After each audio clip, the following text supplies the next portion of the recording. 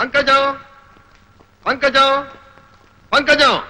న్యాయం తెలిసిన జడ్జి గారు, జరిగిన సంగతి 10 మందిలోనూ చెప్పాలంటే నా మనసు సిగ్గుతో చచ్చిపోతుంది. అంతేకాదు బాబు, ఆ విషయం తలుచుకుంటేనే చాలు భయంతోనూ బాధతోనూ నా గుండె గిలగిలలాడిపోతుంది. నేను తెలిసి తెలియని వయసులో ఒక పెద్ద మనిషి మాటలు నమ్మి మోసపోయాను. నా కర్మ ఎలా కాలినా నా చిన్నారి చెల్లెలు స్వప్న బతుకు అలా కాకూడదనుకున్నాను. నా బతుకులా దాని బతుకు అస్తవ్యస్తం అవ్వకూడదని కష్టపడి చదివించుకున్నాను. ఓ మహారాజుకిచ్చి దాని పెళ్లి చెయ్యాలనుకున్నాను. బిడ్డా పాపలతో తను కలకలలాడుతూ కాపురం చేస్తుంటే చూడాలని గంపెడాశ పెట్టుకున్నాను బాబు. అయితే దేవుడుగాను ధర్మమూర్తిగాను మాకు పరిచయమైన పరశురాం బాబు హఠాత్తుగా ఒకరోజు తప్పతాగి మా ఇంటికొచ్చాడు. నా గురించి నా చెల్లెల గురించి అసభ్యంగా మాట్లాడాడు. నిద్రపోయి నా చెల్లెల్ని బలవంతంగా లేవదీశాడు. మగ దిక్కులేని నేను అతనికి అడ్డుపడ్డాను. అతని కాళ్ల మీద పడ్డాను. పెళ్లి కావలసిన నా చెల్లెలి జీవితాన్ని నాశనం చెయ్యొద్దని ఏడ్చాను, మొత్తుకున్నాను. అతను రాక్షసంగా నన్ను కాలితో తన్ని గోల పెట్టి నా చెల్లెల్ని భుజాల వేసుకుని తీసుకెళ్లిపోయాడు బాబు.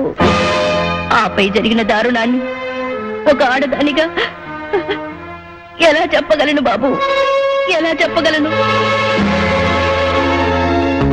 ఆ రోజు బాగా చీకటి పడింది సార్. నేను నా ఫ్రెండ్స్ తో ఓ పార్టీకి వెళ్లి కారులో తిరిగి వస్తున్నాను. సరిగ్గా పంకజం ఇంటెదురుగా ఉన్న కిళ్ళీ కొట్టు దగ్గరికి వచ్చేసరికి నా కిళ్ళీ వేసుకోవాలనిపించింది. కారు దిగానో లేదో ఏడుపులు పెడబబ్బులు వినిపించాయి. ఏమిటా అని తల తిప్పి చూసేసరికి ఈ పరశురాం తాగిన మైకంలో ఓ అమ్మాయిని భుజం మీద వేసుకుని కారు ఎక్కుతున్నాడు సార్. అమ్మాయితో కారు ఎక్కేస్తున్నాడు అన్నారు కానీ ఇంతకీ మీరు అమ్మాయిని గుర్తుపట్టగలరా? దీపం వెలుగులో స్పష్టంగా కనిపిస్తే ఎందుకు గుర్తుపట్టలేను సార్. ఆ అమ్మాయి ఎవరో కాదండి, పంకజం చెల్లెలు స్వప్న. నేను భయంతో ఉనికిపోతూ అరిచి అరిచి సొమ్మసిల్లిపోతున్న సమయంలో ఆ నీటి నన్ను కారులో పడేశాడు. స్పృహ వచ్చిన నన్ను తన ఇంట్లో మంచం మీద పడేసి చేతులెత్తి మొక్కినా గొంతెత్తి ఏడ్చినా వినిపించుకోకుండా నన్ను దారుణంగా రాక్షసంగా